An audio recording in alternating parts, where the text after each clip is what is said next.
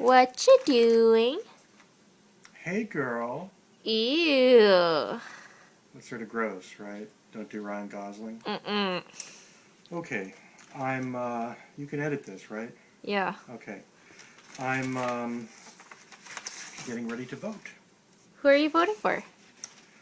Well, let's see. For president, I'm voting for Barack Obama.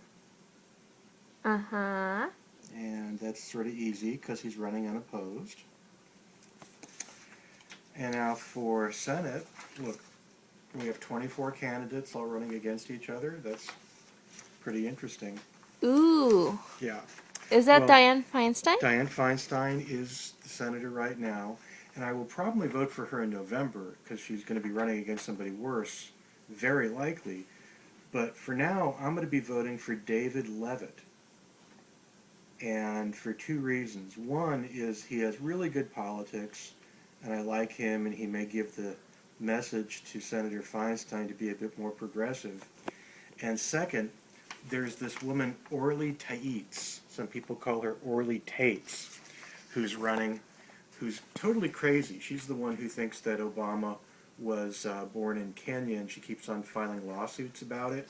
And I'm hoping that he gets more votes than she does, so that we don't have to look at her for the next 5 months after the primary. It'll be a much better election. Okay, so got David Leavitt now. United States Representative. This one's interesting because I have two friends who are running. There's DeMarie Mulatieri, who I knew in the Occupy movement, and Jay Chen, who's a really impressive guy, the Democratic candidate from Hacienda Heights School Board. And Wait, hold on. Why are you voting for him? I'm going to vote for Jay Chen because he's the first person who has had any chance of beating the incumbent, whose name is Ed Royce. And I think he's a really good guy. And by voting for him, I'm hoping he does well enough in the primary that people will say, hey, he can beat this guy Ed Royce, who hasn't had a serious race in forever. And then maybe he'll get the money he needs to beat him in November. So that's good. Now this one's an interesting race. State Senator. Let me look at this. Greg Diamond. Ooh. Yeah, I've heard good things about him. And his ballot designation is Workers' Rights Attorney. I really like that. I like somebody who's going to be fighting for workers. Where his opponent's ballot designation is Rich Man's Tool. Wait, is that really what it says? No, that's not really what it says. But regardless, here I am going to cast this vote for myself, filling in every space on the ballot.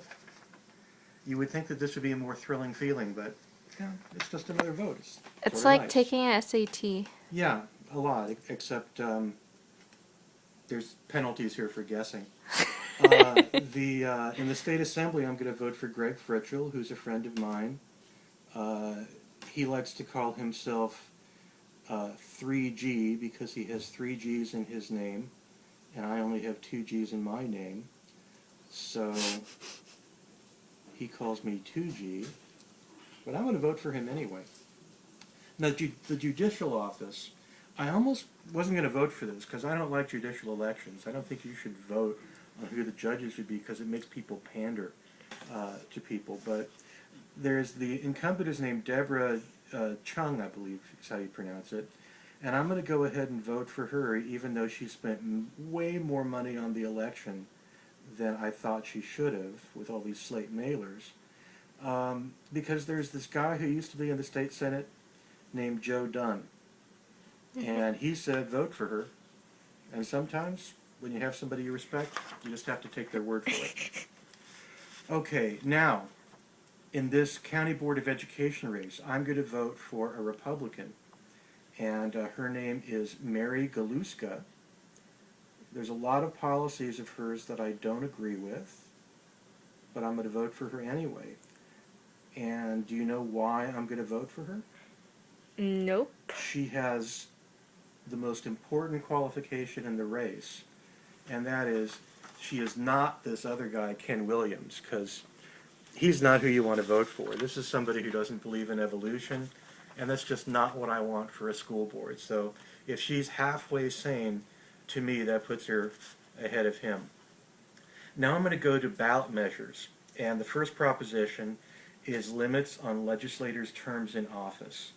Now this would mean that, when I get elected, I could only serve for 12 years in the legislature instead of 14 years. So it would take 2 years off my maximum amount of time that I could vote. Are you really worried about that? No, not especially. But I'm going to vote for it whether or not it applies for me, because if I get to spend all 12 years in the Senate, or if somebody else gets to spend all 12 years in the Assembly, then they have a chance to develop the expertise that they need to be able to figure out when the lobbyists are lying and to get around them. Because the lobbyists don't have term limits. And so I think we need people in the legislature who know how to deal with them. Now the second one is an additional tax on cigarettes for cancer research. There's been so much money spent about this, saying the money's going to be spent out of state and all that sort of thing.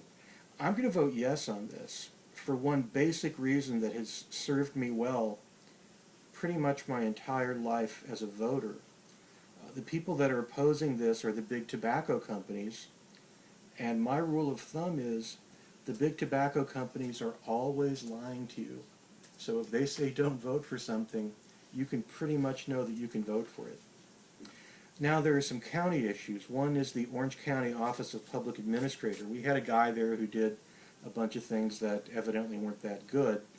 And so people say, well, let's not make it elected, let's make it an appointive office.